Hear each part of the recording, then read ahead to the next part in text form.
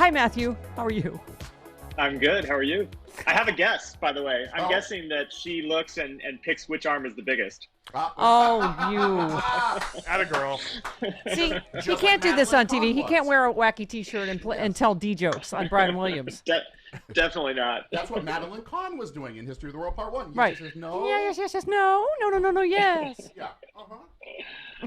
Could you all please step on the same foot at the same time? My are falling off. Okay.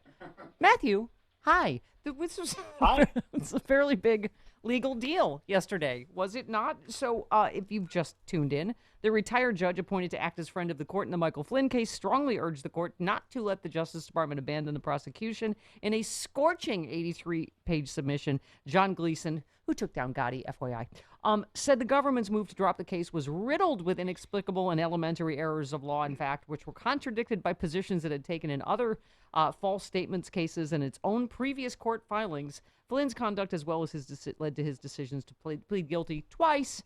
Even recognizing the government is entitled to defense in assessing the strength of its case, these claims are not credible. Indeed, they are preposterous for starters, and most unusually, they are directly and decisively disproven by the government's own briefs filed just months ago in this very proceeding. He said judges must ordinarily defer to the wishes of the Justice Department about whether to pursue prosecution, but not when the motives of the government are suspect. In Flynn's case, the government's move to dismiss the case is based solely on the fact that Flynn is an ally of President Trump. That is indeed scorching, is it not, in legal terms? Yeah, really scorching. I mean, I looked at it as Judge Gleeson, who was appointed by Judge Sullivan, former Judge Gleeson, to kind of look at this and answer two questions. One, does Judge Sullivan have the authority to reject DOJ's attempt to dismiss the case? And number two, if he does have the authority, should he exercise it? And the conclusion he came to is, usually, federal judges ought to defer to the Justice Department on who gets prosecuted and who doesn't, because that's the Justice Department's job. But there is this narrow exception for cases when the judges ought to come to their own conclusions, and that exception is when the action by DOJ is so transparently corrupt and politically motivated that if the judge went along with it, the judge himself would be implicated in the corruption, and then makes up, I think, a fairly compelling case that that's what happened here. I mean, obviously compelling. We've all seen the president tweet about it in real time, and Bill Barr jumped to do what he wants. It was, I think, just a devastating rebuttal to what DOJ is trying to do. Well, and their main legal argument, right, is that his lies were not material to the Russia investigation. Yeah. Gleeson writes, it's hard to conceive of a more material false statement than this one. It went directly to the Russian investigation, correct? Yeah, it did. He goes through all of the things that DOJ tried to claim in their brief. One, that Flynn's lies weren't material. Two, that DOJ had thought about closing the investigation, and so there was no predicate for this interview. And there are a few others. He goes through them in detail and shows how not only are they contradicted by what DOJ has said in this case, but they're contradicted by what DOJ says in every other case in the country when defendants make these arguments that the Justice Department is now making. He's kind of making the point that, DOJ picked this argument for Mike Flynn and Mike Flynn only. It's kind of the Bush versus Gore of criminal prosecutions. It is an argument available in this particular moment in time for this particular defendant, but for nobody else in the country. And that's what supports his conclusion that this is so obviously corrupt and politically motivated, because no one else gets this treatment except Mike Flynn. Is that the point, to make this so laughable to even people that, let's just say, aren't fancy MSNBC legal analysts, but also wear goofy T-shirts and tell D jokes in the morning? You don't even need to be. It's so. I mean, the president has tweeted or retweeted about Flynn 100 times since March. He said clearly the president is personally invested in ensuring Flynn's prosecution ends, Gleeson wrote. Everything about this is irregular. He said the president has total authority to issue a pardon, which everyone knows he's going to do. He said, but once the government has filed the charges, it forfeited the right to implicate this court in the dismissal of that charge simply because Flynn is a friend and political ally of the president. I mean, again, not a fancy MSNBC legal analyst, but what he said under oath he lied to the FBI. So now he's trying to say he didn't, so that means he lied to the court, right? I mean, either way, he committed perjury, which is what, so, okay, tell us what Gleason's recommending. He's saying just sentence him for, you could include that as part of what you're sentencing him for. Yeah, let me take the first thing you said first, which is I don't think it's their point to come up with such a laughable argument. I think it's the only argument you can make. There is no credible argument for dismissing this case based on these facts. So that's how you produce an argument like the one DOJ has made that's just so, to use Gleason's words, corrupt. On that question of whether he should be prosecuted for contempt for perjury, what Gleason concluded is, look, Mike Flynn either lied all these times when he came in and said, I made a false statement, or he lied when he came in and said, I didn't make a false statement. He said both of those under oath to the court. They can't both be true. So he's obviously committed the crime of perjury. But what Gleason says is you shouldn't prosecute him for that. You shouldn't come up with a separate charge. Just take that into account for when you sentence him, which of course the judge can do. The judge has a lot of discretion when it comes to sentencing him to the crime for which he pled guilty, and you should take his behavior, including lying to the court and trying to withdraw his guilty plea, in coming up with the appropriate sentence. So, Matthew, what do you think is going to happen here? I mean, I think it's so laughable that we know how lawless this administration is. That we're like, it doesn't matter what happens, he's just going to pardon him. But why is Bill Barr? We've been talking all morning about what just complete disgrace it is that the Attorney General of the United States is just as big a liar as the president, is being caught lying over and over again, right? Mueller report that there was no tear gas, that he didn't order the, clearing of Lafayette Square, that on and on and on, right? Go ahead. Well, he's a hack. I mean, it's just not that complicated. He's an absolute hack. And I think I have a take on Bill Barr that's maybe a little different from other people. I don't think he does all of these things because the president wants them to do it. I don't think he actually thinks very much of the president. I think he independently has the same, right-wing authoritarian beliefs as the president, and so acts for those reasons. It's a slightly different, maybe a distinction without a difference, but I think that's why he does these things. In terms of where it's going to go, look, I think left to his own devices, Judge Sullivan would go ahead and sentence Mike Flynn to jail time. He was going to sentence him to jail time. It was clear before all of this brouhaha. And then because of that, the president would pardon him. But I'm not sure the judge is going to be left to his own devices. Flynn's defense team tried to take the case out of Judge Sullivan's hands because of this, have the D.C. Circuit review it. They got this 3-judge panel that includes Naomi Rayo, just one of the Trumpiest judges in the entire country, and another judge who's fairly conservative as well. I suspect, based on how they're handling this case so far, this 3-judge panel is going to remove Sullivan's ability to do anything. That will get appealed to the full D.C. Circuit. I would suspect they'll reverse it. In other words, I think this is going to play out for some time. And, eventually, one of two things is going to happen. Either the court system, all the way up to the Supreme Court, is going to produce an outcome that means Mike Flynn doesn't go to jail. Or if it doesn't, and Sullivan gets to sentence him like he wants to, the president's going to pardon him.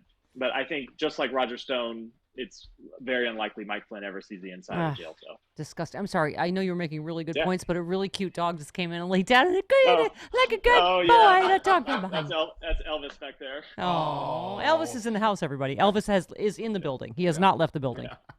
Oh my God, that was so cute. Did you see, who was it on was it Brian Williams or Lawrence O'Donnell? Somebody's cat kept walking across his lap while he was talking, and his tail kept... It was hilarious. That's cute. My 5-year-old son was 5 seconds away from making his MSNBC debut yesterday.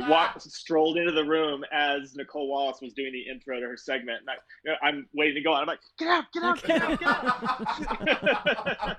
See, every song turns into Luca. Get up, get out of here. Get back up to the 3rd floor. Oh, Stephanie, that was dark. Sorry, the whole show's dark. That was really dark. Yeah. It was dark about my parenting. I know. Oh my God! I follow your tweets. You said when this quarantine began, I had all these ambitious, parenting in quarantine, and then it became, here's 3 pounds of crackers, here and an iPad. Go to the basement until midnight. Parenting during the pandemic is a definite don't ask, don't tell situation. Oh my God! Well, at least you're not bare-ass naked like Chris Cuomo in his wife's yoga video. You have no idea what's going on from the waist down. Sorry. Well, that was another D joke. Matt Miller never tells Brian Williams when he's pantless. She picks the biggest arm. Just saying. Oh, God. Wow. The show has conventionally gone off the rails. we have gotten way off the rails. Quarantine TV. It's fantastic. So, Mike Flynn. But speaking of, let's just on the DOJ for a minute, because you retweeted someone saying riot teams from the federal, because we were talking about who are these secret police, right? Some of them we found are Border Patrol agents they called in. And then riot teams from Federal Bureau of Prisons, which are trained to subdue unrest at federal penitentiaries, were involved in the police offensive. Video evidence showed they shot into the crowd of fleeing protesters. And you said the DOJ Inspector General needs to open a full-scale investigation into this, both into the actions of BOP officials and into what the AG ordered. I mean, once again, here we are. Like, who ordered the code red? It seems clear it was Bill Barr. And it's just... he's just such a disgrace. He is a disgrace. The fact that he's saying it's Antifa behind all these protests, and then you just saw the filings so far of people that are charged. There's no evidence of Antifa anywhere. The only group mentioned is the Boogaloo, which is the far-right groups. But he just does the president's talking points at every turn, right? Yeah, he does. And I think the IG really has to look in. And I think they're separate but related. They're they need to look into the BOP firing tear gas or pepper balls or whatever it was into crowds of peaceful protesters. That's one thing. And then they need to look at Bill Barr's actions in ordering Lafayette Square to be cleared. And there has been something interesting about what Barr's done. So, that happened on Monday, June 1st. On Tuesday, the Justice Department was out kind of bragging that Barr ordered the code red. You had you had DOJ telling the Washington Post that he showed up and saw that the perimeter wasn't cleared and ordered that, to get it done.